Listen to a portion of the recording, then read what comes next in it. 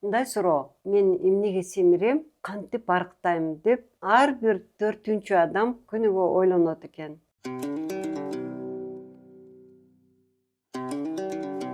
Саламатсызбы, урматтуу биринчи Байлык ден соолук подкастынын көрүүчүлөрү, угуучулары. Бүгүн ушул теманы талкуулоо үчүн биз студиябызга Нургүл Асылбековна Токтогулова, медицина илимдеринин докторун чакырдык элек. Саламатсызбы? Саламатсызбы, Нургүл айым, дагы бир жолу. Нургүл айым, азыркы кезде ушул семирүү же ашыкча салмак бул нормалдуу көрүнүшпү? Турмуштун жакшылыгынанбы же бул көйгөйбү, проблемабы? Же туура айтып атасыз. Негизи эле турмуштун жакшылыгынан бул көйгөй болуп калды да.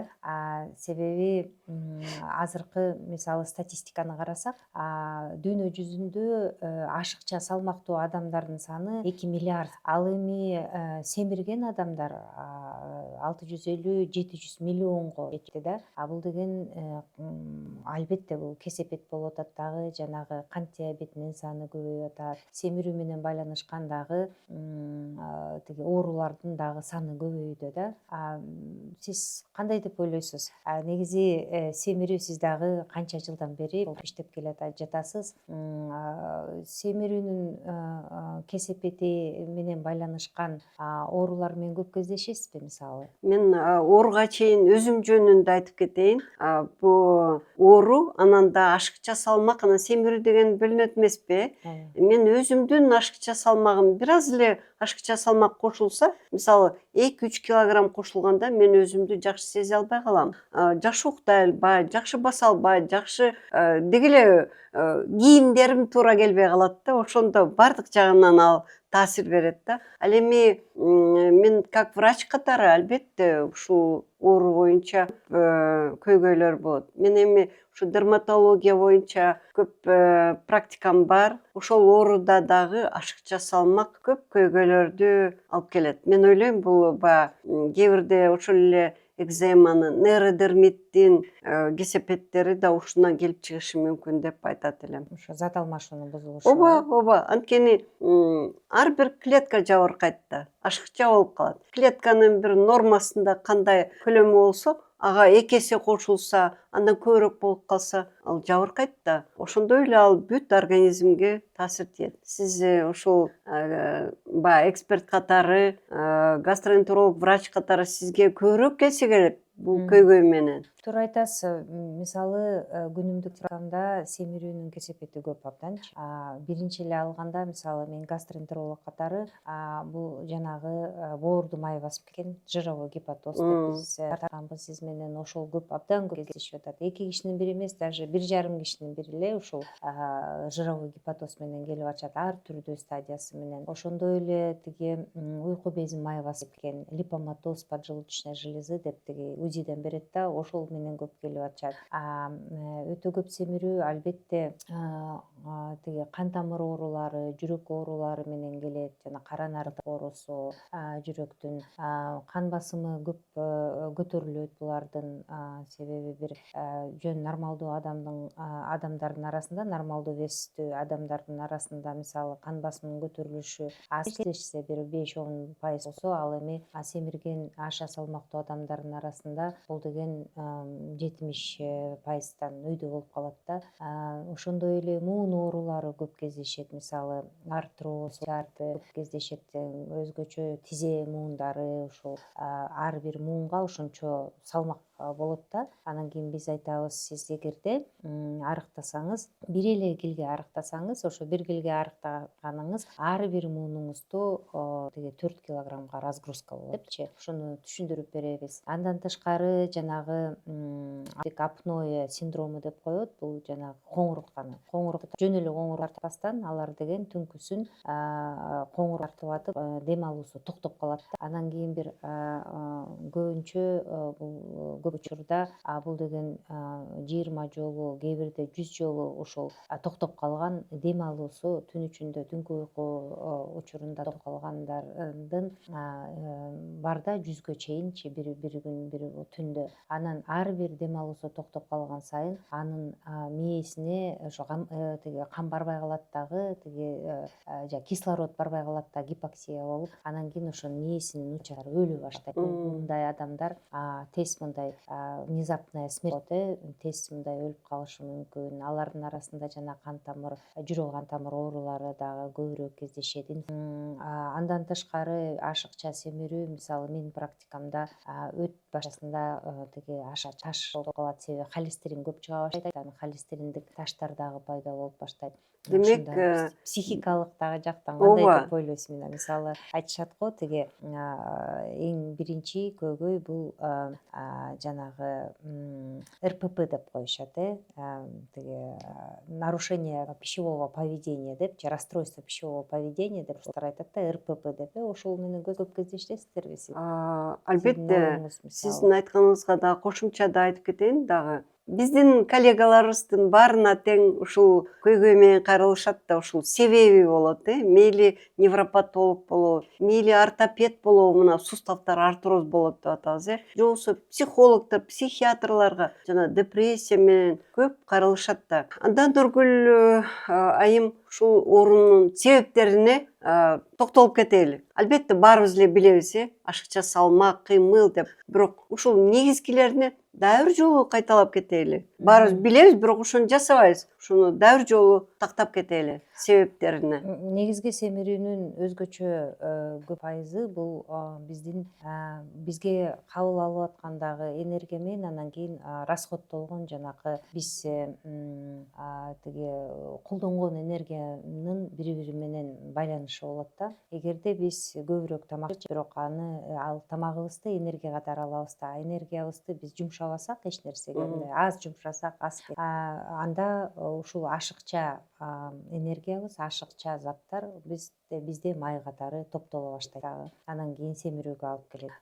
Мисалы биз алып алган тамактан алган энергиябыз биздин болсо жана чуркаганыбызды, ойлонгонубузду, мисалы мээбиздин иштегени, биздин кыймыл аракетибиз менен кетет да. Ошондой эле ушул биз кабыл алган тамакты ошону талкалап, ажыратып, ошого дагы энергия кетет. Анан ошонун баарын базалдык метаболизм деп коебуз да. Базалдык метаболизмге да кетет. Анан кийин биз тиги колдонгон күнүмдүк турмуштагы энергиябыз кетет. Андан ашып калса, эгерде анда бул заттар кайра ошол тиги майга айланып, анан кийин биздин могу тери алдыбыздагы май болуп, висцералдык май болуп, анан кийин топтоло баштайт да, топтолот. Бул эң негизги себеби. Көбүнчө ушул семирүүнүн себептери ушу менен байланыштуу да. Бирок андан тышкары дагы, мисалы кээ бирөө айтат, мен аз эле жейм тамакты, бирок семире берем депчи. Мындай карасам аз жегендей болом, бирок мындай жакшы вести таштай албайм дегендер көп да. Буларды албетте дагы башка дагы башка да себептери болушу мүмкүн. Мисалы гормондордун жетишсиздиги, ошол эле калкан безинин гормону жетишсиздигинде жанагы гипотиреоз деп атабыз. Негизи эле биз Кыргызстан эндемикалык зонага киребиз да, бизде йод жок. Биздин тоолуу шартта, тоолуу эмес даже күнүмдүк шартыбызда деле йод жок экени тастыкталган да.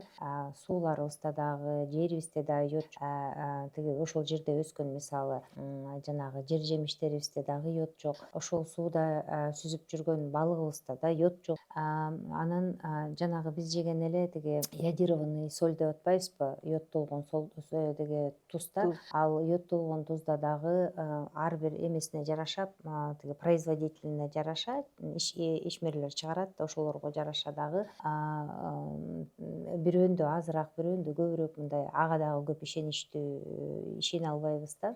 Ошол себеп менен тиги гипотиреоз оорулары дагы кеңири таралгандан, ошол дагы биздин метаболизмди жайлантып, ошол метаболизмди жайлаган сайын ошол биздин базалдык зат алмашуубуз жайлайт дагы. Анан кийин ошондо дагы кичине адам азыраак эле көп жеп койсо, анысы бачым эле ошол тиги семирүү семирүүгө алып келиши мүмкүн.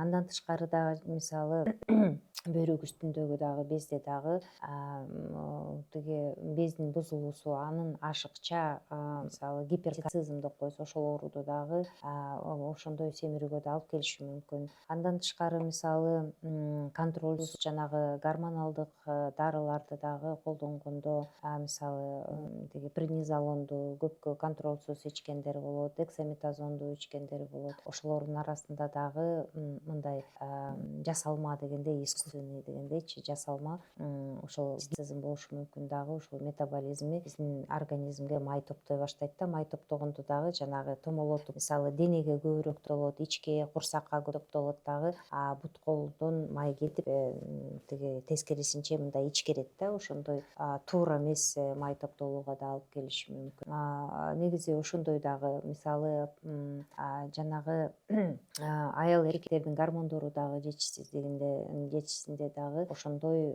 тиги семирүүгө мындай бир өбөлгө түзүүчү факторлор жаралат да. Алардын пайызы аз эле, көбүнчө жанагы биздин канча энергия кабыл алабыз, канчаны расходтойбуз, ошонун карама катнашын эгерде сактабасак, ошондо гана. Же болбосо кээ бир оорулар ушул акыркы сиз айтып кеткениңиз, тиги эркектердин, аялдардын гормондору жетишсиздик деп. Ушул ашыкча салмак өзү алып келет, семирүү өзү ошондойго алып келиши да мүмкүн. Баягы бир жагына. Же болбосо мынандай сөз, жакында биздин бир коллегабыз айтат, айым мага кайрылды дейт, анда депрессия болуптур дейт. Депрессия эмнеден болуптур? Ашыкча салмактан болуптур. Мүмкүн кайсын алып келгени кээ бирде белгисиз болуп калат экен да, ушундай. Туура, порочный круг деп коебузга. Айланпа болуп калат. Бирибирин дагы мисалы жанагы ашыкча салмактуулардын арасында синдром поликистозных яичек деп коет, мындай диагноз коюлат да. Мисалы ашыкча салмактуулардын арасында алардын жарымы ошондой синдром поликистозных яичникке калышы мүмкүн аялдардачы.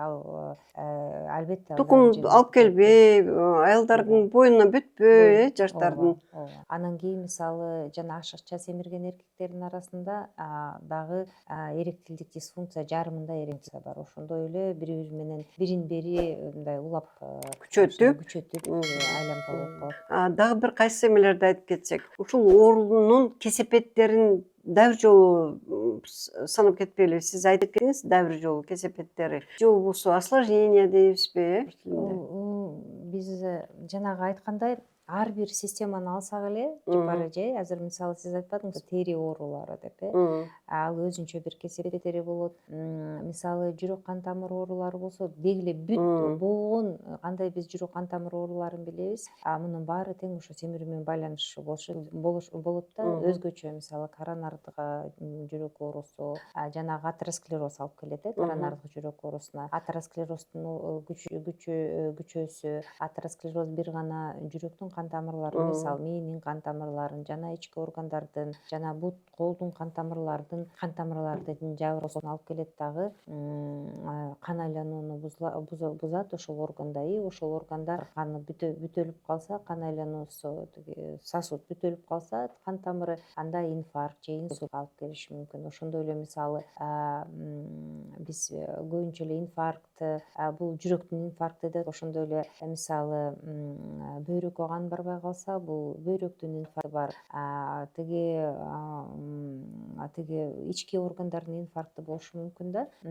Андан тышкары эгерде мисалы гастроэнтерологиянын практикасын карасак, ушулардын арасында жанагы биз айтпадык элек зарына деп, гастроэзофагалдык оорусу абдан көп да. Көбүнчө эле жаңы семирип баштаганда зарына пайда боло баштайт. Тиги ичик көңдөйүндөгү давление көбүрөөк, басымы көбүрөөк болуп, анан кийин кайра ошол эмеге алып келиши мүмкүн, зарынага да алып келиши мүмкүн, ошо ГР деп коебуз. Андан тышкары дагы тиги ошо оорулардын кесепеттерине бул адамдын өзү менен өзүнө өзү ишеними азая баштайт дагы. Анан кийин косметологиялык проблемалар, психологиялык проблемаларга дагы айланышы мүмкүн да. андан ого беш бетер тиги адам көбүрөөк жеп мындай депрессияга түшүп кетиши мүмкүн дагы. Ал депрессия оорусу ал деген болгон ооруларды дагы анан кийин козгошу мүмкүн да.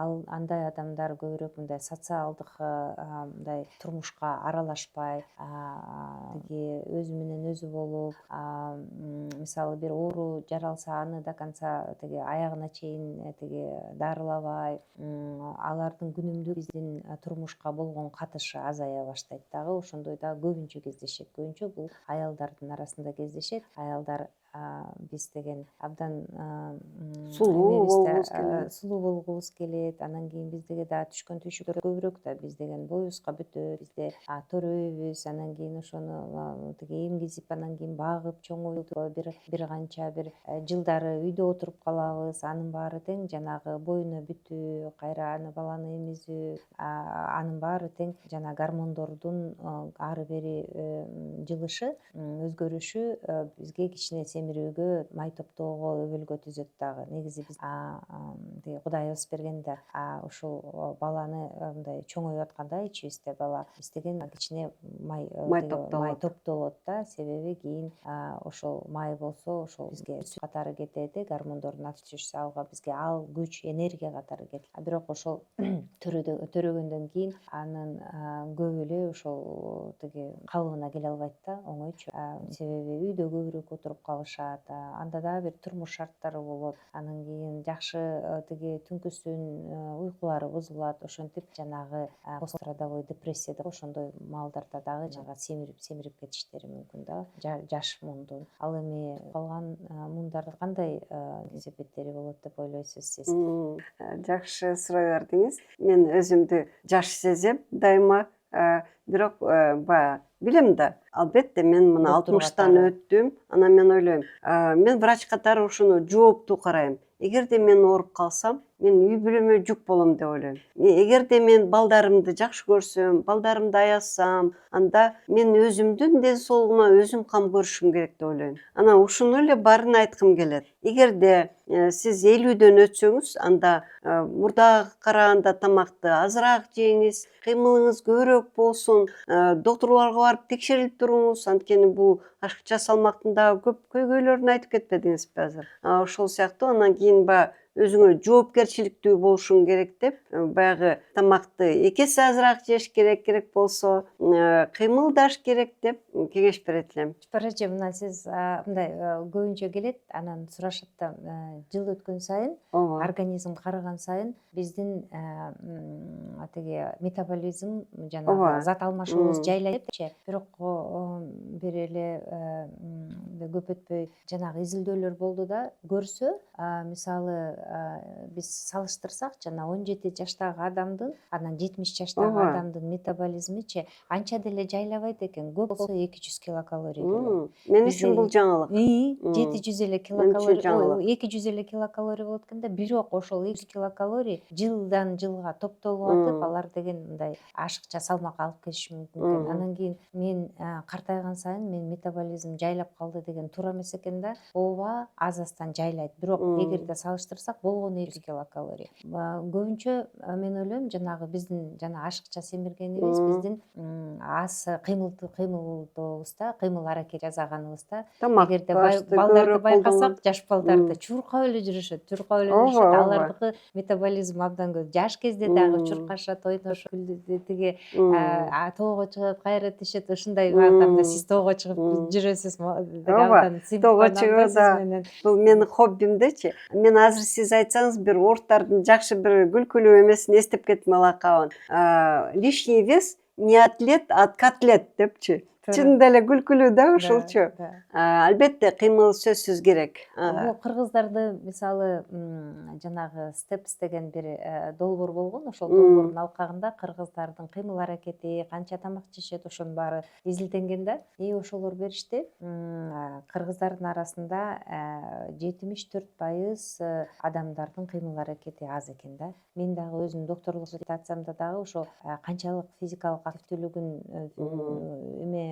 изилдесем ашыкча салмактуулар алар физикалык активдүүлүгү абдан начар экен да. Мына 82% физикалык активдүүлүгү жетишсиз деп берилген да. Ал эми 70-тен ашык пайызы жанагы жашылча жемиштерди аз жейт экенбиз. Көбүнчө эле жанагы нан, картошка, эт, ушундай кызыл эт ушундай көп жейт экенбиз, дагы сахар көп жейт экенбиз. Жанагы суусундуктар ушунун баары тең жанагы кесип мындай берип атат да, осложнение берип атат да. Мен ушул өзүмдүн турмушумдагы бир уккандарымды кошумчалап кетейин бул жерден. Бизде кыргыздарда мындай бир стереотип бар. Улуу болгон сайын баягы отуруш керек, иштебеш керек, төрдө отуруш керек, кыймылдабаш керек же кыймылдабаш керек эмес, эми иштебеш керек дегендичи. Анан бир кемпир Аёолук, айол бул да жакшы да, үй бүлөсү аяйт, бирок ушул туура эмес стереотип экен да. Аны ушул боюнча бир күлкүлүү бир эме айтып берейин. Бир кемпир тоокторго жем берип атыптыр дейт. Жем берип атса, тиги балдар айтат экен: элдерим эмне дейт апа, үйдө отурсаңыз болот десе, тиги айтыптыр: мен эмне кыймылдатпай өлтүрөйүн дедиң беле депчи. Туура. Ошон үчүн кыймыл керек, Туура айтасыз. Кыймыл аракет эң биринчи иретте да.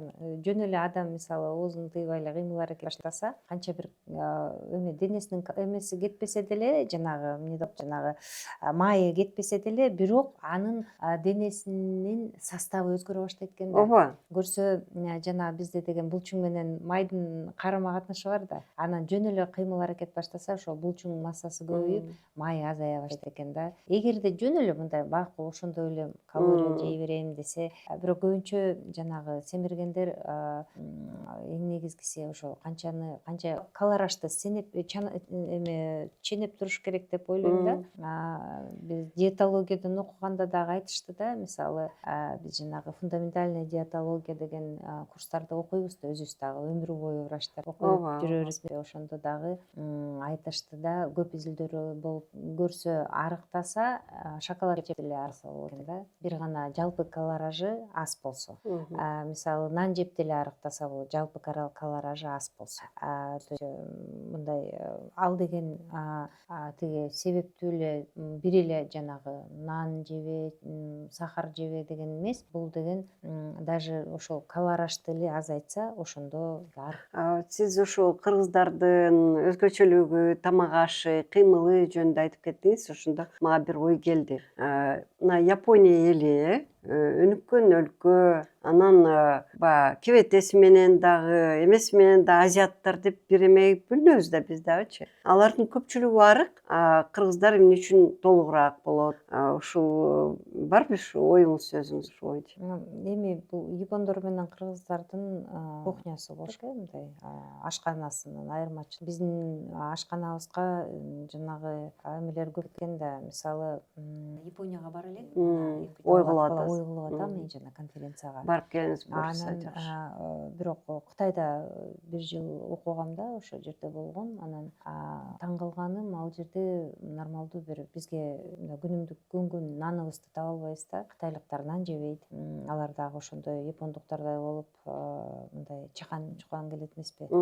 Анан алардын көбүнчөсү эле жанагы күрүч, дагы мындай кызыл этти аз жешет, мындай белокту алар жанагы тоон этинен же болбосо көбүнчө эле жумурткадан алышат. Анан абдан көп жашылча жемиш жешет да, абдан көп. Эле жанагы жашылчаларын абдан көп алышат дагы. Анан кийин аларды анча көп обработка кылбай, мындай кыртылдакчаларды. Анан чын эле сиз айткандай, Кытайда бир жыл жүрүп келип, ошолордун тамагына көнүп алып, анан кийин мен аэропорттон түшкөндө абдан көп сразу тиги айырмасы айкын болот экен дагы. Ал биздин эле жанагы таможнядан эле тиги мындай чоң айылдарды көргөндө анан кийин таң калат экенсиң да, кыргызым чын эле семирип. Же болбосо кыргыздын мурунку тамак аштарына, өзүнүн өзөңкү тиги тамак аштарына кирсек, аларда жок да ашыкча нан, сахар аша, жана биз жеген тамактар, күнүмдүк тамактарыбыз, ашыкча май жок. Алардын биздин кыргыздын тамактары сонун эмес беле. Анан дагы кымча бел кыргыздын эли тиги кымча бел кыздары жапжак ушундай баалуу болчу эмеспи? Анан ошол өзөгүбүзгө келсек, ошол тамактарыбызды чын эле мисалы япондуктар сактап болгон да өзүнүн тамак ашы культурасындагы. Алар бир жагынан прогрессивдүү, технологиялык прогрессивдүү жактан прогрессив, экинчи жагынан өзүнүн культурасын, нукура культурасын таап алганда, мен ойлойм ошо кыргыз деле ошондой болсок жакшы болмок. Жана Советтер Союзунда дагы биз баарынан эле мындай сиңимдүү эл эмеспи, абдан айкөл сиңимдүү, анан баарынын эле культурасын өзүбүзгө тез алып алабыз дагы, анан баарын тең ошол тиги сиңирип, анан кийин өзүбүздүкүндөй болуп калат да. Андан тескерисинче мен ойлойм, кыргызым өзүбүздүн өзөгүбүзгө келип, өзүбүздүн сиз баягы айтып жүрбөйсүзбү, ошол өзүбүздүн тамак ашыбызды, суусундуктарыбызды биздин ошону тиги колдонгондон көбөйтүп, анан жанагындайлардан арылсак, жана япондуктардай эле кыргыздыкын сактап калсак, анда биз башкача болмокпузбу деген ойлор болот. Албетте, жакында бир жана жолдо Фудзон деген көлгө баратканда Фудзон деген бир кафе бар. Ошонун ээси айтып калды. Япондуктар бир өзүнчө программа менен келатышыптыр дейт. Анан келип бизге айтышты дейт, бир өзүнүн кеңешин дейт. Биз канча ушундай тамактануу жерине кирсек, ойлогонбуз дейт, кыргыздардын өзүнүн тамагы коюлат го деп.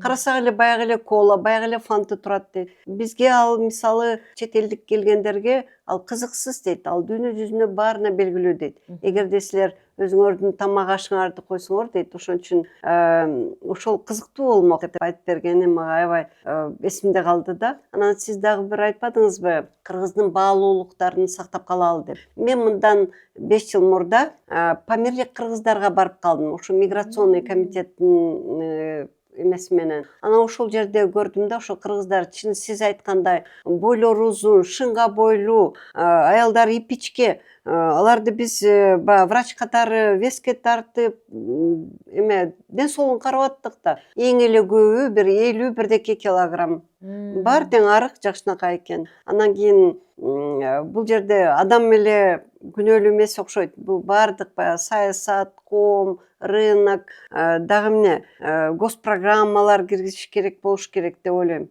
Туура айтасыз, туура. Ал эми ошол Памирлик кыргыздардын арасында мындай бир жетишсиздиктер бар бекен, мисалы темир жетишсиздиги, анемия дегендей?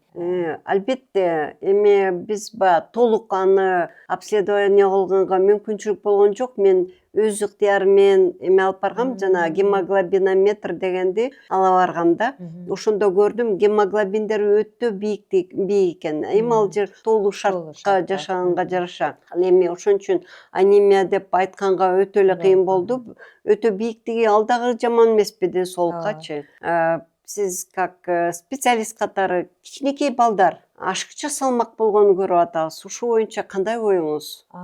Кичинекей балдардын Наристелер. салмактуулугу ошол биз баарыбыз эле бир ашканадан тамактанабыз да. Ал деген канча айтып келебиз, ар бир үй бүлөнүн тамактануусунун культурасы бар. Ошол үй бүлөнүн мисалы кандай тамактанып, ошол ата энеси кандай болсо ошондой тамакка көнгөндө алардын зат алмашуусу кичине бачымыраак, кыймыл аракеттери көбүрөөк болгондуктан жаш кезинде анча билинбейт дагы. Анан кийин ошол эле культураны ал өзүнүн жаңы болочок үй бүлөсүнө алып келет дагы. Анан кийин тиги кыймыл аракети азайып калганда, анан кийин ашыкча семирүү башталат деп ойлойм да. Эми ашыкча семирүүнүн эң мындай ушул жаш балдардын арасында жана жировой гепатоз дагы көбөйүп баратат. Аны ошо изилдеп келатабыз. Жана липомаз поджелудочной железы деп келатабыз. Анан кийин тиги жаш балдардын арасында да жана кан тамыр оорулары да көбөйүп келатат. Ушунун баары кант диабети көбөйүп кетти жаш балдардын арасында. Анан ушунун баары эле көбөйлүү болуп атат. Негизи эле тиги ашыкча салмак көбүнчө биздин эмебиз жанагы теринин алдындагы салмак бизге таасир бербей, жанагы висцералдык ички май таасир берип атат деп ушундай көп изилдөөлөр болуп атат. Ушул жерге мен дагы өзүмдүн оюмду айтып кетейин. Көбүн эсе ойлошот, меники тукумумдан ушундай, атам семиз болчу, апам семиз болчу, мен да ушундаймын деп. Жакында бир үй бүлөдөн мен көрүп ошону айткым келди. Албетте атасы да тамакты көп жеп атат, аны көрүп баласы да көрүп, ушул баягы адаттан, жаман адаттан көбүнчө болот экен да, Туура айтасыз. Апасы бир 5 кашык сахар салды, баласы да ошондой салат. Же болбосо биз ата энелер балдарына күзгү катары. ооба, көп учурда мисалы өкүнүчтүү өзүңдүн жанагы үй бүлөңө мындай көп тилиң өтпөйт дегендейчи. Анан кийин бирок биз мисалы өзүмдүн үй бүлөмдө биз канча бир жыл мурун болду бир кант жебейбиз деп кантты алып салдык дагы, ошончо балдарыбыз да баарыбыздан көнүп кетти. Кант жок. Себеби мындай эметсе регуляция кылса болот. Анан биздин күнүмдүк жанагы пищевая привычка деп коет да, ошол күнүмдүк адатты дагы таштаса болот азасын. Ооба, албетте. Биздин аң сезимдүүлүгүбүз менен сезимдүүлүгүбүзгө эме да тиги баш ийет ойлойм. Жакында бир биздин студияга конок чакырдык. Япониядан келген жаран экен. Бизде Кыргызстанда жашайт экен. Ал айтты, бизде дейт кичинекейинен баштап ушу тамакты кантип туура жеш керек боюнча көп сүйлөшөбүз дейт. Керек болсо 3 жашка чейин аларда даже программа бар экен, кандай тамактарды бериш керек. Анан биз эң эле көп сүйлөшкөнүбүз дейт. Ал өзү күлдүрүп айтты. Силерде дейт Кыргызстанда көп саясат жөнүндө сүйлөшөт экенсиңер дейт. Бизде болсо тамак аш жөнүндө. Тамак аштын эмнеден турат, кандай пайдалуу деп ошол жөнүндө сүйлөшөбүз дейт. Ошону мени таң калтырды алайым. Сонун ошону биз Кыргызстандын жанагы билим берүүсүнө киргизсек жакшы болот эле. Ооба. Себеби ошол адам кичинекей кезинен эле, жаш кезинен ушул кандай тамактаныш керек, ар бир тамактын составы кандай заттардан турат, витаминдери барбы, микроэлементтер барбы, ал эмне дегенди туура тамактанууга тазалыкка үйрөтсөк, анткени тазалык болбой калган жерде көп оорулар, жанагы эле ошол гепатит А мисалы болот, ошолордун паразит канча болуп атат, ошолордун баарын үйрөтсөк жакшы болот эле да. Ошол мектеп программасына киргизип, мектеп программасынын көп мындай сааттары бар да, дегенде жылына бир нече саат ошол тиги ден соолук таануу. Эң сонун болмок да, кайсыл тамак пайдалуу, кайсыл тамак зыян келтирет деп. Же болбосо мынакей рекламанын эле күчү менен эле жашап калгандай болуп атпайбы? Мынакей азыр жанагы газдалган производительдер ушундай сонун реклама кылат, ичпесең да ичкиң келип кеткендей болот. Ошон үчүн ал өзүнчө культура болуп калып атпайбы? Кээ бир жерге барсаң, ал ичимдиксиз той өтпөй тургандай, же столдо ошондой болбой тургандай болуп калып атат. Эмне себептен ошол мындай семирүү, мисалы жана висцералдык май ушул кесепеттерге алып келет деп ойлойсуз? Эмне себеп? Эң негизгиси эле ушул биринчи иретте мен тамакты ойлойм, туура эмес тамактануу. Туура эмес тамактануудан келип чыгат. Ошол эле татууну көп газдалган тамактарды, майларды колдонгондон келип чыгат да. Сиз бир темада айтып кеттиңиз эле го, мынакей тамакты баягы өлчөмү болуш керек, мынанча жеш керек, ооруп калганда мынанча жеш керек деп айтып бергениңиз. Анан деги эле медицинада бар эмеспи? Баарын билебиз, тарелкада кандай тамак болуш керек деп. Жартысы жашылча жемиш болуш керек. Биздики эми биздин менталитетке жараша албетте этти көп жейбиз. Бирок баягы камыр тамактары азыраак болуш керек. Албетте ошондон келип чыгат. Кээ бирлери мисалы айтат, ошо менин эле курбуларым айтат, мен аз эле жейм тамакты, кечке кыймылдайм, бирок семире берем дейт. Кээ бирлери болсо, ой мен арык элемин дейт, бирок карасаң өзү чынында эле сиз айткандай апарык, бирок ичи чендейип чыгып турат. Жана висцералдык семирүү дегенди да. Ошонун баары ошо туура эмес тамактануудан, кыймылдан, кыймыл аракеттин жоктугунан көбүнчөсү деп ойлойм. Анан калгандары болсо жана сиз айтып кеткендей башка бир көйгөйлөрдөн келип чыгат. Же болбосо баары айлампанын ичинен келип чыгат. Ооба, бир айлампага кирип кетет. Бир айлампага кирип кеткен. Көрсө жанагы висцералдык май биздин могу тери алдындагы майга караганда көп активдүү келет экен дагы. Анан жанагы биздин стресс гормондорго абдан сезгич келет экен да. Анан кийин биздин жанагы стресс гормондор, мисалы кайсы маалда биз стресс болобуз, мисалы өтө жумушта болушубуз мүмкүн, жана адреналин, норадреналин, же кортизол деп коебу ошо гормондор көп чыкканда ал деген май ажырап анан кийин түздөн түз ал жанагы боорго көп барат экен дагы, анан кийин боорго май топтолуп баштайт экен, жанагы биз айтып атабыз жировой гепатоз болуп, жанагы уйку безибизге липоматоз болуп топтолуп баштайт экен, анан кийин жанагы биздин жүрөгүбүздүн кабыкчасында дагы эпикардиалдык май деп коет экенбиз, жүрөгүбүздүн кан тамырлардын жанына топтоло баштайт экен. Анан ушунун баары көрсө ошол абдан активдүү келет экен да, висцералдык майчы. Бул тери астындагы майга караганда. Анан көбүнчө биз айтпадык белек жанагы жировой гепатозду тарткандачы, ошол гепатоздо арык болушу мүмкүн, бирок гепатозу бар депчи, жировой гепатоз бар деп, арык адамдарда дагы деп. Кичине эле тиги өзүнүн салмагы туура болсо, бирок жанагы денесиндеги май менен тиги булчуңдун карама катташы туура эмес болсо, мисалы майы эркектерден 25%тан өйдө болсо да, майы аялдардын арасында 30% өйдө болсо, анда бул деген карама катышы бузулат дагы. Өзгөчө висцералдык май көп жанагы дене айлампаларычы, тиги 80ден аялдардыкы ашса, 90дон эркектердики ашса, азиялар, кыргыздар жөнүндө сүйлөшүп атабыз да, ашса, анда булардын висцералдык майы көп дейбиз дагы. Ошончо көбөй түзөт экен да. Көрсө эмне, кандай ыкмалар ошо висцералдык майга таасир берет десе, көрсө физикалык активдүүлүк. Бир гана эле мындай бир калорашты азайтуу менен эмес, ошол менен ошол эле учурда мисалы арык адамдарга көбүнчө физикалык активдүүлүк. Мына сиз тоого чыгып атасыз, мисалы йога жасап атасыз, туркап атасыз, мисалы сууга сүзүп атасыз, мунун баары сиздин физикалык активдүүлүгүңүз сиздин ошо висцералдык май менен күрөшүп атат дагы, и ошол эле учурда сиздин өмүрүңүздү узартып атат да. Ошол висцералдык май менен жанагы тери алдындагы майдын айырмасы мындай экен да. Эми диагностикага өтөлү, кандай изилдөөлөрдү өтүш керек, эмнеге мен семирип атам деп жана кандайча себептерин билүү үчүнчү кандай изилдөөлөрдөн, кандай лаборатордук изилдөөлөрдөн ушуларга токтололу. Эң негизгиси эле бул жөн эле тараза, салмагыңды билүү, анан кийин боюңду билсең, бул жанагы индекс массы тела деп коет дагы, ошол индексти табыш керек да. Эгерде ошол любой эле азыр тиги гаджеттерде калькулятор бар да, тиги эмебизде, интернеттечи, телефондо ошо калькулятор менен санаса болот. Эгерде сиз боюңузду билсеңиз, салмагыңызды билсеңиз, анда индекс массы тела канча экенчи. Ошо индекс массы тела эгерде кыргыздар жөнүндө сүйлөйлү, биз деген жанагы европейцтер жөнүндө сүйлөбөйбүз, алар мисалы 25тен ашык, ал эми кыргыздарда 23төн ашык, сиздики ашыкча салмак. 23төн 27ге чейин бул ашыкча салмак. 27ден өйдө болсо, бул уже семирүүнүн биринчи даражасы болот дагы. Мисалы андан 35тен өйдө болсо,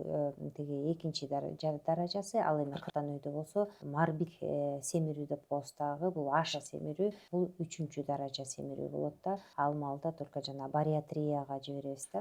Ошону билсе болот да. Бирок бул индекс массы тела адамдын мисалы адамдын булчуң массасы көп болсо, жана атлеттер бар да, бодибилдерлер бар, алардын булчуң массасы көп дагы, алардын индекс массы тела көбүрөөк болушу мүмкүн. Бирок жаңы тиги так ошо семирүүнүн кесепетин билем десеңиз, анда жанагы тиги метрди кадимки метрди алып эле сиздин талияңызды ченейсе, ичиңизди, курсактын айлампасын ченейсиз. Ошол курсактын айлампасы аялдарда 80ден ашпаш керек, эркекте 90дон ашпаш керек. Эгер 80ден мисалы биздики ашса, анда бул висцералдык май бар дегенди билдирет дагы. Албетте бул кесепеттүү деп айттык, анткени висцералдык май аддактүү май, анан жанагындай жаман ооруларга алып келет.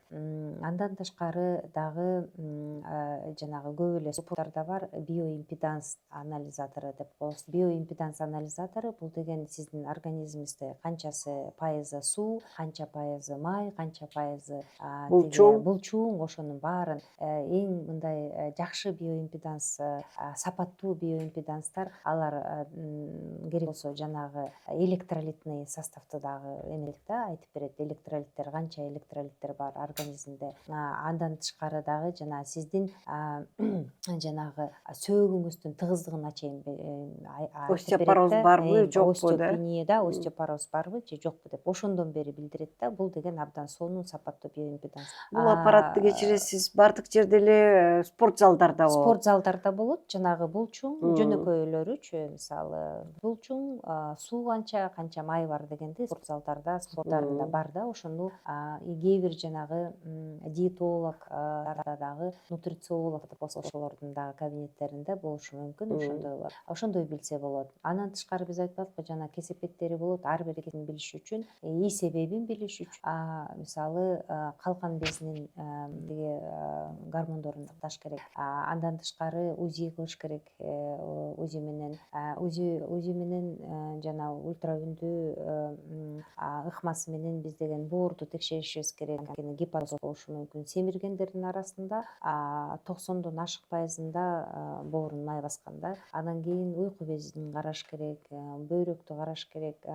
Тиги липоматоз почечных синусов дагы беришет дагы, бөйрөккө дагы май тогуп баштайт. Андан тышкары тиги жүрөктү, кан тамырларды сөзсүз текшериш керек. Анткени жанагы ЭКГ өтүш керек, эхокардиография деп коебуз. Аны дагы жанагы эпикардиалдык май барбы же жокпу дегенди билдирет. Атеросклероз оорусун тастыкташ керек. Жанагы тиги кан тамырларды ультраүндүү доплер менен изилдөө ыкмаларын колдонуш. Эгерде анализдерге кайрылсак, анализдерде албетте бул биринчи иретте бул холестериндин фракцияларын билишибиз керек. Экинчи иретте бул деген углевод зат алмаш. Бул кан тамырда сахар, кант көбөйүшү. Же диабет, же предиабет. Диабет деген оорусу бул белгилүү, сахарыбыз көбөйүп кетет. 2 сааттан кийинки сахарыбыз деле көбөйүп кетет. Андан кийин жанагы ал кант, ашыкча кант биздин организмдеги эритроциттер деп да, биздин кызыл кандар, кандын клеткалары менен байланышып, андан кийин гликогемоглобин деп коет. Алар дагы жана биз колубузду тиги сахары бар, канты бар чайга малсак батташып калат да, ошондой эле батташкандай каныбыз дагы батташат дагы. Ал деген сахар ар бир биздин тиги дене мүчөлөрүбүзгө жабыша баштайт да, мисалы клеткаларыбызга. Ошондой эле жана эритроцит, кызыл кан клеткаларына да байланышат. Гликогемоглобин дейбиз да, ошонун дагы составы көбөйүп кетет. Ал эми предиабет учурунда эгерде ач карын анча көп көбөрбөсө, бирок жанагы гликогемоглобин дагы көбөйүп кетиши мүмкүн. Ошону билиш керек да. Ошондой ыкмалар менен биз эгерде муундар жактан дагы мисалы ооруп, мисалы тиги басканда кытырап дегендейчи, ошондой ашыкча салмак менен, анда ал рентген методу менен билинүүчү ыкмалар болот. Демек, бул ооруну аныкташ үчүн, себебин аныкташ үчүн көптөгөн изилдөөлөрдөн өтүш керек. Көптөгөн изилдөөлөрдөн керек болсо жанагындай азыркы кезде бардык мекемелерде, медициналык мекемелерде чекап деп коет эмеспи? Ошо чекапты жылына өтүп турса жакшы, не только ооруганда эмес, ооруганга чейин алдын алып. Мындай жанагындай эме деп атпайсызбы?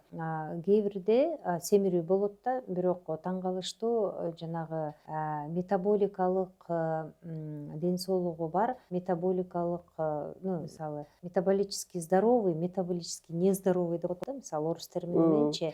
Ошол эле бар да, семирүү бар, бирок оорулар жолугушу мүмкүн дагы. Семирүү бар, бул абдан эрте аз кездешет да, сейрек. Ал эми метаболикалык ошо оорусу барлар көбүрөөк болот дагы. Ошол методдор менен биз ошону билебиз да. Семирүү кесепети азыркы маалда сизде барбы? Семирүүнүн кесепети же али жок дегенди билдирет. Сиздин убактыңыз, канчалык убактыңыз бар, ошонун баарын ордуна калыбына келтирүүгө. Биздин ушул каналдын негизги максаты ооруну алдын алуу эмеспи? Ошон үчүн сиз өзүңүздүн кеңешиңизди айтып кетесизби? 1, 2, 3 кандайча ушу биз эми айттык, бул семирүү, бул оору деп, ооруга алып келет, өзү да оору болушу мүмкүн деп. Ошо кандай кеңештерди айтып кетет элеңиз? Негизги 3 кеңеш же негизги 5 кеңеш мүмкүн андан көбүрөөкпү?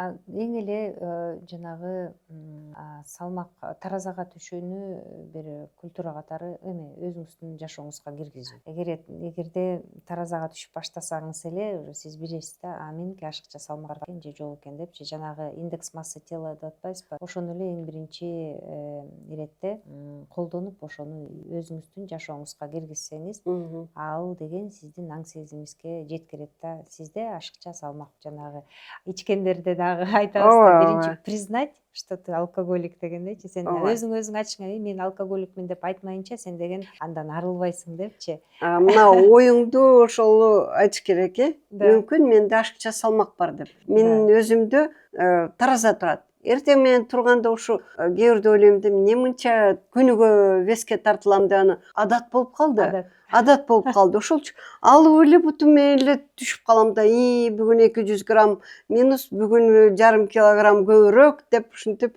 эметип калам да. Сиз киргизип турасыз анычы. Ооба, ошо адат болуп калды. Адат болуп калды. Ошол адатты киргизүү да, антпесе көбү келет, ой мен жакшы эле жүрөмүн, мен жакшынакай элемин депчи. Сиздики ашыкча салмак бар, андан кийин мындай кылышыңыз керек, тигиндей кылышыңыз керек деп түшүндүргөнгө аракет кылсаң деле, ой мен сонун эле жүрөмүн деген. Кээ бир айылдар келет, ушунчалык биздин культурабызда мындай ашыкча салмак көп басымдуулук кылып кеткен дагы, анан алар өздөрүн мындай жакшынакай эле сезет дагы. Бул деле жаман эмес, мындай өзүн жакшынакай сезүү, өзүндө мындай уверенный сезүүчү. Бирок ошондо деле мындай кесепетин билип атасың да, анан кийин сизде ашыкча салмак бар экен десе эле, ой мен аябай арыктадым деп эле ушинте беришет да, мындай тиги бурушпас экен арыктаганыман деп, анан санасаң арык эмес, ал ашыкча салмактуу. Семире элек, бирок ашыкча салмактуу, бирок ага ишенич. Ошол себептен жанагы эң биринчи ошол таразаны, анан жанагы индекс массы теланы саноону культурабызга, өзүбүздүн жүрүм турумубузга, күнүмдүк турмушубузга киргизсек, эң биринчи бул аң сезимибиз мындай оценка кыла баштайт да, бул деген ашыкча салмак экен деп. Экинчисинен албетте жанагы биз айттык, висцералдык майдын кесепети абдан көп депчи. Тери алдына май эмес, висцералдык майдын. Аны жана тиги жөнөкөй эле сантиметровый лента, алып эле сантиметр лентасы менен эле ушу ченөө. Бул деген бул экинчи иретте болуш. Мисалы тиги белим айлануусу канча болот? Айлампа болуп калабы? Ошонусу канча, же азбы же көппү деп. Эркектерде мындай байкасам 40тан ашканда эле эркекте көбүнчө курсактуу эркектер да, баары эле мындай баягыдай кымча бел, курун мындай бекем буунган эркек аз. Анан ошону билсек, андан кийин жанагы эгерде мындай спортко азастан машыга баштасак, мисалы жөн эле басуу, мисалы 7000 болобу, 10.000 болобу, мен абдан көп басам деп келишет. Анда жанагы мындай азыр баарыбыздын эле телефонубузда эме бар да, жанагы канча басты, бир күндө канча кадам басты деп. Ошо кадамыңызды көрсөң эле 2000, 3000 эле болуп калат да. Күнүмдүк турмуш мындай басуу. Андан ошондон тышкары дагы 10.000 кадам басыш мындай көнгөн эмес эметет да. Эмнеге бизде Бишкекте көп, анткени баарыбыз эле машинеге отуруп алган, машинелер көп. Анан мисалы Данияга салыштырмалуу, аларда эле велосипедке чыккан. Бир 2 жыл мурун Францияга бардым. Францияда жанагы алар айтып атат, тиги атайын мындай жана страховой эмелерин азайта турган ыкмалар бар экен да, алардын бирине жанагы канчалык сенин предприятияңда, мисалы ишканаңда канча пайыз адамдар тиги велосипед менен жүрөт дегендерчи. Ошонун пайызы көп болсо, анын дагы бир канча бир эме скидкалар болот экен да. Ошолор мага абдан жакты да. Алар ошол өзү ишканалар өздөрү ушундай кызыгат да, ошого пайыз, велосипед тепкен адамдардын пайызын көбөйтүүгөчү. Демек, ашыкча салмак менин эле проблемам эмес экен да, коомдуку, баарыныкы, керек болсо өкмөттүкү да экен да. Мисалы ошо сиз айтып атсаңыз, эстеп кеттим, Японияда дейт, ашыкча салмактуу адамды баягы жетекчиликке кабыл албайт экен. Эгерде өзүңдү башкара албасаң, анда кантип топту башкарасың дегендейчи. Туура айтасыз. Бул аябай жестко, бирок туура, жумушка дагы көп алышпайт. Эгерде мындай бир выбор болсо, анда нормалдуу адамды алышат дагы, анткени ал кыймыл аракети көбүрөөк болот, мындай тез кыймылдайт дегендейчи, тез жүгүрүп, тез ойлонуп болот да. Эми анчалык мындай стигматикага эметпейбиз, бирок ошого умтулушубуз керек. бирок жакшы тенденция жүрүп атат. Азыр жана жаштардын арасында марафондор, чуркоо Ооба, марафондору спорт уюштурулуп атат. өзүнчө Спорт мода болуп марафондору. баратат. Бул сонунда. Абдан сонун. Биздин жанагы дагы мурунку жогорку кеңеште отургандардын мындай салмактарын карап, анан азыркылардын отурган салмактын карасаң, мындай жакшынакай, мындай көбү даже алардын арасында жана көлдү тиги сүзүп Сүзүп, өткөндөр бар. триатлон. Триатлонисттер көп болуп атат. Доктурлардын арасында триатлонисттер көп болуп атат. Жанагындай марафондорго катышкандар көп болуп атат. Ишканалар катышып атат марафондорго. Мындай жакшы тенденция кетип Эң сонун, баратабы, ошону эң биз сонун. колдосок. Баягы бир эски стереотип болуп баратат да, эскиге өтүп баратат. Эгерде арык болсоң, демек турмушуң начар дегендичи. Эгерде толук болсоң, анда сен жакшы болуп калыптырсың, демек турмушуң жакшы болуп калыптыр деген бул стереотип эскиге кетип баратканы эң сүйүндүрөт. Ооба, биздин тиги менин чоң кайненем айта берчү, ай сен бир тиги тамак ичсең болобу, тиги уяласың айылга барганда дечи. Анан ал стереотиптер өтүп баратат. Нургүл айым, мына азыркы кезде ушу арыктайм деп эмне гана кылышпайт? Өзгөчө айымдар эмне гана кылышпайт? Кытайдын таблеткаларын ичет, курсагына операция жасап атышат, бир нече күнгө ачка болуп атышат. Сиздин баягы кыскача өзүңүздүн рекомендацияңызды айтып кетсеңиз, ушу дарылоо боюнча. Эми негизгиси бул арыктоодо эң биринчи ушу калорияларды санап баштоо да. Эгерде калорияны санай албасаңыздар, анда жанагы тарелка принципи деп коебуз да. Мына биз баягыда айткандай эле алаканыбыз биздин тарелкабыз, ушул тарелкага ченеп жейбиз дагы. Эми негизи биз айткандай, башында айткандай, арыктаса жанагы шоколад жеп деле арыктаса болот. Бирок калориясы аз болсо, дагы бир окумуштуу ал деген 2 жыл бою ушул арыктайм деп жөн эле жанагыдай нан, мындай булочкаларды жеп арыктаганда ал дагы арыктады. И башка адам тиги жанагындай тиги сахар, кант, тиги ун жебей, тиги камыр тамагын жебей дагы арыктаса болот дагы. Бирок экөөнүн арасы айырмаланат да. Мисалы, шоколад менен деле арыктаса болот, бирок жана дене составыңыз кандай болот деген мындай суроолорду туудурат да. Ошол себептен калорияны тиги караш керек. Өзүңүздүн активдүүлүгүңүзгө жараша азыр көп интернетте жанагындай приложениялар бар да, жардамчы. Ошолордун арасымен мен бул активдүүлүк менен канча калория жешим керек, ошондой эметиш керек да, тиги билиш керек. Бирок эгерде сиз азыркы жеген тамагыңыздан эле аз эле кичине азайтсаңыз, бир 500 килокалория азайтсаңыз эле жумасына тиги 500 грамм арыкта баштайсыз. Эгерде 1000 килокалория азайтсаңыз, анда жумасына 1 килограмм арыктап баштайсыз. Ошондой эле тарелка принципи, мисалы биздин тарелкабызда мисалы жарымыбыз жашылча жемиш болуш керек. Анан кийин 1/4 бөлүгү бул деген белок. Мисалы жумуртка болобу, бул творог болобу, же болбосо жана быштак,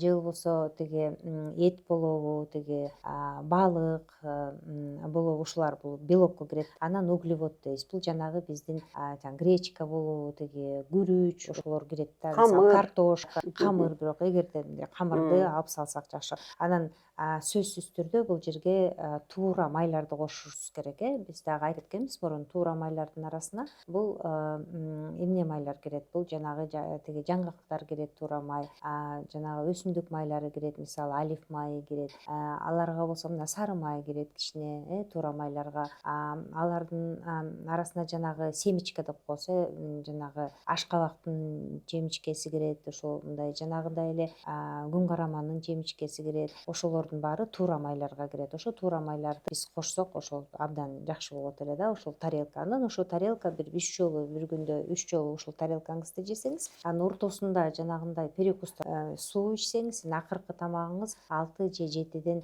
кийин болбосо, андан ашпаса, анда адам сөзсүз арык баштайт. Жанагындай биз деген билбей эле ал жанагы перекустардын калоражын санабайбыз да, анан кийин ушу ашыкча салмак боло берет да. Бир 100-200 килокалория болсо дагы ал жумасына, айына ал деген жок дегенде бир 2 килограммды берет экен дагы. Ошоналардан арылышыбыз керек. Бирок ошондой эле учурда жана висцералдык майды жоготуш үчүн ал деген физикалык, бир гана эле физикалык активдүүлүк керек. Сизге кайсы физикалык активдүүлүк жакса, ошондой активдүүлүк кыла берсеңиз болот. Кээ бирөө жөн эле үйдөн YouTube'ду карап алып эле зарядка жасаса болот. Мисалы көңүлдү эмне деп коет эле, көңүлөлүүлөрдө эрки болсо ошондой жакса, зарядка жасаса болот, кээ бири болсо йога жасаса болот, кээ бири болсо жанагы эле тиги огородко барып иштесе, мисалы огородуңуз огород кыймыл аракет жасасаңыз, үйдө кыймыл аракет жасасаңыз, терезе жуусаңыз, мисалы пылесостосоңуз, мисалы чаң сүртсөңүз деле бул деле кыймыл аракет да, ушунун баары эле жөн жатпай ушундай кыймылдоо керек да. Анан кийин жанагындай ашыкча салмак болгондо 30, мисалы жана индекс массы тела деп ошону 35тен ашпсе, дагы бир кандайдыр бир ошол кооптуу оорулар болсо, мисалы кан тамыр оорулары болобу, же башка тараптан оорулар, тиги муундар аркылуу оорулар болобу, же 40тан ашып 3-даражадагы семирүү болсо, анда жанагы бариатрия хирургиясы болот да. Бариатрия хирургиянын ар кандай түрлөрү болот, абдан көп түрлөрү бар. Андай бариатрия хирургияга барса болот, бирок анын кесепетин абдан андан ары кандай жашоонун, ошо бариатриялык хирургиядан жашоонун анын аябай изилдеп туруп анан кийин барыш керек. Албетте ашказандын көлөмүн кичирейтсе болот. Албетте жанагы ашказандан түшкөн тиги жана тамак аш ичегинин жарымын выключать этип мындай алып салып дегендейчи, ошондой кылса, гастрошунтирование деп коет, андайга барса болот. Бирок анын баары кесепеттери көп болушу мүмкүн, дагы жанагы өзүбүзгө бизге керектүү зардын жетишпестигине алып келиши мүмкүн. Мисалы витамин Дга, А, Д, Кга жетишпестигине алып келиши мүмкүн. Витамин B12 абдан керектүү витаминдер жетишпестигине алып келиши мүмкүн. Андан кийин жана демпинг синдрому деген дагы кандайдыр ашыкча же рефлюкс же ошол эле жамаган жердин тиги ажырап кетиши, ошондой бир мындай көйгөйлөргө алып келиши мүмкүн. Аны ойлонуп гана анан ошондой бариатриялык хирургияга барса болот. Албетте азыркы заманда көптөгөн дары дармектер да чыкты. Дары дармектер мисалы бар биздин Кыргызстанда анча бир тиги көп тарай элек болсо дагы, бирок ал Кыргызстандын аптекаларында ал дары дармектер бар. Бирок менин практикамда дары дармектер мындай көп мындай кооптуураак болот да. Ал эми дүйнө жүзүндө дагы жанагы тирзепатит деген, аземпик деген бар, бирок ал Кыргызстанда регистрация өтө элек. Ошолорду мисалы Казакстанда бар, Россия Федерациясында бар. Акыркы учурда жана аземпик болбой, ал эми азыр тиги тирзепатит, тирзета деген дарылар чыга баштады. Аттары өзгөрүп, торговый названиялар өзгөрүп чыга баштады дагы. Ал мисалы мен ойлойм, ал дарыларды эгерде сиздер колдонсоңуз, аларды старт катары эле колдонгула депчи. Себеби ал дарыларга көңүнүүгө болбойт. Анан старт катары мисалы бир жарым жылда жанагы мисалы лироготик деген дарыларда жарым жылда бир 5-6 килограммга 10 килге чейин жоготсо, ал эми жана тирзепатит деген дарыларда аларда бир 15 килге чейин жоготкондор бар экен дагы. Бирок аны старт катары эле колдонсо, ал эми эң негизгиси өзүнүн жашоо турмушун, тамак ашын иреттеп алса жакшы. Инсанын. Анда ошо менен биз темабызды бүтүрөлү. Урматтуу көрүүчүлөр, биринчи байлык ден соолук, эң негизгиси туура тамактануу, кыймыл аракет, жакшы ой. Анан кийин өзүңүзгө жыл сайын ушу өзүңүздүн докторуңузга барып текшерилип туруңуздар. Өзүңүздүн жана жакындарыңыздын ден соолугуна кам көрүңүз.